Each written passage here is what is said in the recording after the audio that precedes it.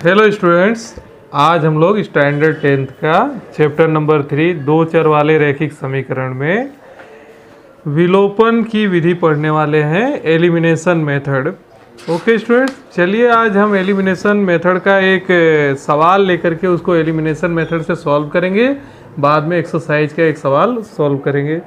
चलिए मैं एक सवाल लेकर के आपको समझाता हूँ एलिमिनेशन मेथड से किस प्रकार से सवाल को सॉल्व किया जाता है। बाद में सवाल को हम लोग एलिमिनेशन मेथड से सॉल्व करेंगे। चलिए देखते हैं।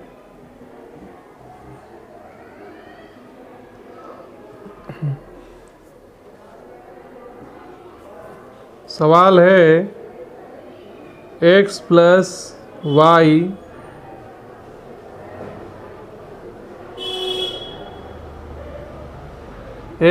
वाई इक्वल टू 5 और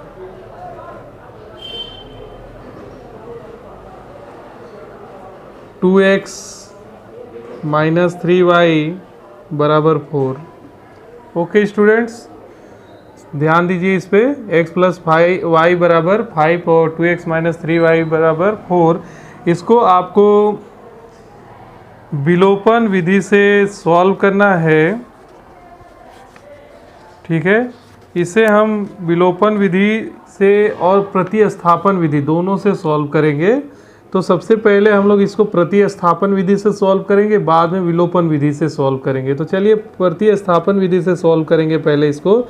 ये 3.4 का आपका सवाल है, प्रश्नावली 3.4 का।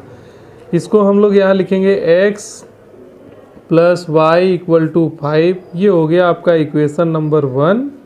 और ये 2x minus 3y equal to 4, ये हो गया आपका इक्वेशन नंबर 2। तो स्टूडेंट्स, इसे हम लोग सबसे पहले प्रतिस्थापन अर्थात सब्स्टिट्यूशन मेथड से सॉल्व करेंगे। तो यहाँ लिखेंगे समीकरण 1 से, इक्वेशन 1 से हम क्या लिख सकते हैं, x plus y equal to 5, इसलिए y इक्वल टू आपका हो जाएगा 5 माइनस एक्स। सो स्टूडेंट्स, यहाँ से हमने y की वैल्यू फाइंड आउट किया। अब इस y की जो वैल्यू आई है, इसको हम लोग क्या करेंगे, इक्वेशन नंबर 3 दे देंगे और यहाँ लिखेंगे यह मान समीकरण अगर 1 से बनाया है तो 2 में रखेंगे, 2 में रखने पर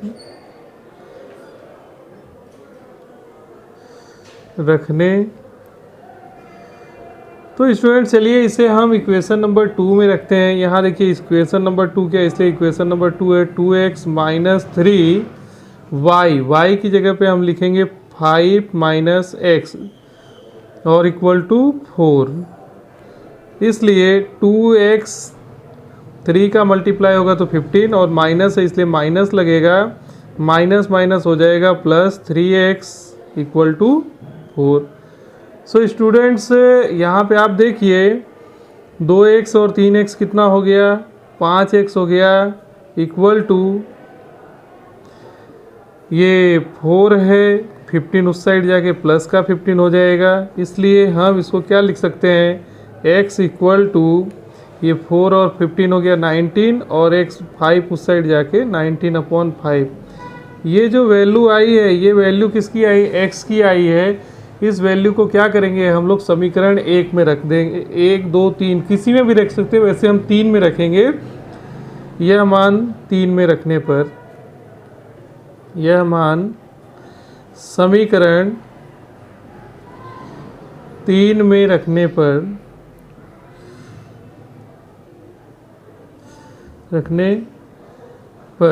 तो स्टूडेंट्स आप देखिए इसे हम 3 में रखेंगे। y equal to 5 minus x, x की जगह पे हम लोग यहाँ पे लिखेंगे 19/5।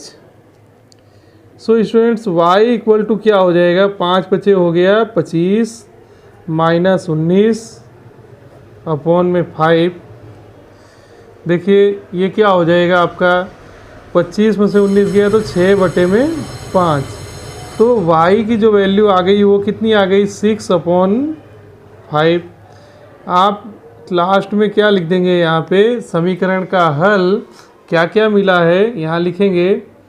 समीकरण का हल, समीकरण का हल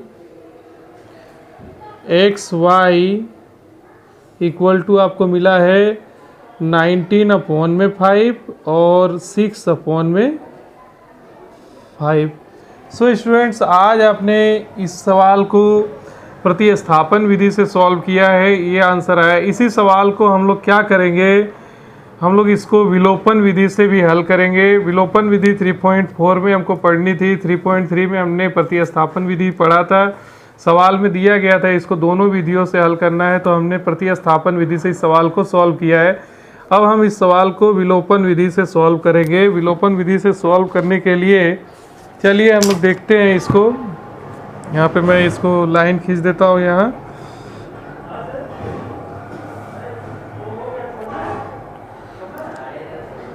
चलिए देखिए यहाँ पे उसी सवाल को हम लिख देते हैं यहाँ पे x + y = 5, ये है इक्वेशन 1, और 2x - 3y = हो गया 4, ये है इक्वेशन नंबर 2। सो स्टूडेंट्स, चलिए इसको सॉल्व करते हैं हम लोग विलोपन विधि से। विलोपन विधि का क्या नियम है कि इक्वेशन 1 और 2 को 2 में से कोई भी एक जो चर है उसको समान किया जाता है। तो चलिए हम लोग x वाले को समान करेंगे, तो यहाँ लिखेंगे समीकरण 1 × 2, समीकरण 1 × 2 तथा समीकरण 2 × 1 करके घटाने पर अब आप यहाँ पे देखेंगे इसमें पहले वाले में 2 से गुणा करना है, तो इसलिए आप यहाँ पे जब गुणा करेंगे तो ये 2x हो जाएगा, y में 2 से गुणा करेंगे 2y हो जाएगा, 5 में 2 से गुणा करेंगे तो 10 हो जाएगा। ओके स्टूडेंट्स, यहाँ पे 1 से गुणा करेंगे तो 2x आएगा, फिर यहाँ पे -3y आएगा = 4 आएगा। फिर क्या कर देंगे, इसको सब्सटीट्यूट कर देंगे, घटा देंगे। प्लस का है तो माइनस हो जाएगा, माइनस का है तो प्लस हो जाएगा, माइनस। ठीक है, प्लस माइनस एक कैंसिल हो गया, एक को हमने देखो विलोप कर दिया, 3 और 2 हो गया 5y, और 10 में से 4 गया तो 6। इसलिए y की जो वैल्यू है हमें कितनी मिली, 6/5 मिली। सो स्टूडेंट्स, हम लोगों ने यहाँ पे y की वैल्यू फाइंड आउट कर लिया। यह मान कहाँ रख दो, 1 या 2 में से कोई भी समीकरण में रख दो। यह मान समीकरण 1 में रखने पर, यह मान समीकरण 1 में रखने पर, यह मान जब 1 में आप रखेंगे तो देखिए x + y की जगह पे कितना रखेंगे, 6/5 = 5। इसलिए ये कितना लिखा जाएगा, 5x + 6 = 25। एलसीएम ले लिया इसका हम लोगों ने। अब क्या करेंगे, देखो 5x = 25 - 6, इसलिए आप लिखेंगे यहाँ पे 5x = कितना हो जाएगा, 19, इसलिए x = हो जाएगा 19/5। ये हो गई x की वैल्यू। अब लास्ट में आप क्या लिखेंगे, लास्ट में आप लिखेंगे समीकरण का हल, समीकरण का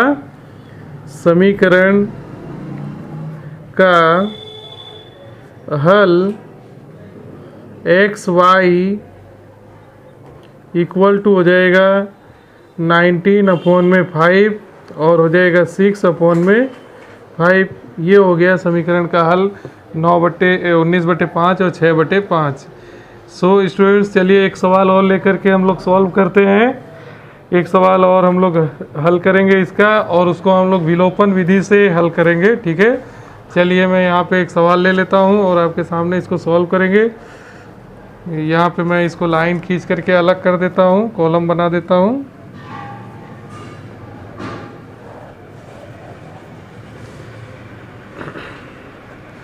चलिए एक सवाल ले लेते हैं हम लोग, उसको सॉल्व करेंगे।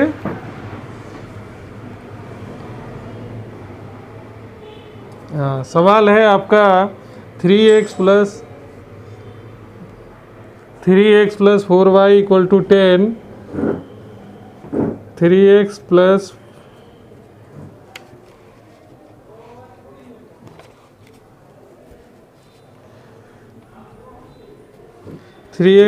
4y इक्वल टू 10, ये हो गया इक्वेशन नंबर 1। दूसरा है 2x minus 2y equal to 2, 2x minus 2y equal to 2, ये हो गया इक्वेशन नंबर 2। ओके स्टूडेंट, इसको हमको विलोपन विधि से सॉल्व करना है। तो विलोपन विधि से हम लोग कैसे सॉल्व कर सकते हैं, तो चलिए देखते हैं। इसमें किसी एक पक्ष को आपको क्या करना रहता है, किसी एक चर को आपको सेम करना रहेगा। तो यहाँ लिखेंगे समीकरण 1 गुणा 3 तथा 2 गुणा समीकरण 1 जो है उसमें 2 से गुणा करेंगे, 1 गुणा 2 तथा 2 गुणा 3 करके घटाने पर, ठीक है, घटाने पर, इसलिए इसको हम लिखेंगे 2 से जब गुणा करेंगे तो कितना हो जाएगा 6x, 8y इक्वल टू 20, ये हो गया। फिर यहाँ पे 3 से जब गुणा करेंगे इस समीकरण को तो ये हो जाएगा 6x minus 6y equal to 6। अब इसको क्या करना है, सब्ट्रैक्ट करना है, माइनस करना है। तो माइनस वाला चिन्ह प्लस में और प्लस वाला चिन्ह माइनस में बदल जाएगा, तो कैंसिल हो गया। 8 में से 6 गया तो आपका आएगा 2y, 20 में से 6 गया तो आपका आएगा 14, तो 2 सते 14, इसलिए y की जो वैल्यू आई वो 7 आएगी। यह मान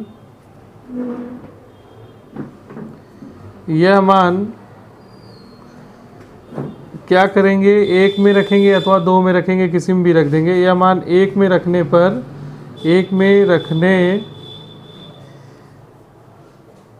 पर आप इस मान को 1 में रखेंगे। चलिए रखते हैं 3x प्लस 4, y की जगह पे कितना रखेंगे, 7 रखेंगे। Okay students, equal to 10। So 3x 4 सते हो गया 28 इक्वल टू 10, इसलिए आप लिखेंगे 3x इक्वल टू 10 माइनस 28, इसलिए यहाँ पे हो जाएगा 3x बराबर माइनस 18 से 3 का जो मान होगा 3 से 6 18, x का जो मान होगा माइनस 6। ओके स्टूडेंट्स, यहाँ पे x और y की जो वैल्यू है वह हमें मिल गई है। यहाँ पे हम लोगों ने इसका मान निकाल लिया है। अब इस मान को देखिए हम लोग क्या करेंगे, इसको चेक कर सकते हैं, इसको चेक किया जा सकता है। यहाँ पहले लिख देते हैं समीकरण का हल एक्स वाई इक्वल टू -6 और 7। स्टूडेंट्स, आपको लगे कि आपका आंसर गलत आया है तो आप इसे चेक भी कर सकते हैं। तो इसको चेक करने का जो तरीका है, आप कोई भी समीकरण इनमें से ले लीजिए। चेक करने का तरीका, हाउ टू चेक कर सकते हैं। जैसे हमारा समीकरण क्या था, 3x प्लस 4y बराबर 10। ओके, अब हम यहाँ x और y का मान रखेंगे, उसको सॉल्व करेंगे। यदि हमारा उत्तर 10 आ गया तो हमारा जो ये वैल्यू आया है वो सही माना जाएगा। इसलिए चलिए देखते हैं, इससे 3x की वैल्यू -6 रख देते हैं और y की वैल्यू जो है 7 रख देते हैं। इसलिए 3 छः कितना हो गया, -18 प्लस 7 चौक 28, 28 में से 10 चला गया तो आपका जो जवाब आएगा वह 10 आएगा। तो सो स्टूडेंट देखिए, आपका ये 10 और ये 10 दोनों मिल रहा है, इसका मतलब हमने जो आंसर निकाला है वह सही है। तो स्टूडेंट्स, आज के पीरियड में हम लोगों ने क्या पढ़ा, आज के पीरियड में हम लोगों ने प्रतिस्थापन विधि और विलोपन विधि से किस प्रकार से समीकरण का हल निकाला जाता है और उसे किस प्रकार से चेक किया जाता है वह हम लोगों ने इसमें देखा। अब आगे का सवालों को हम आगे के पीरियड में चर्चा करेंगे। तब तक के लिए धन्यवाद।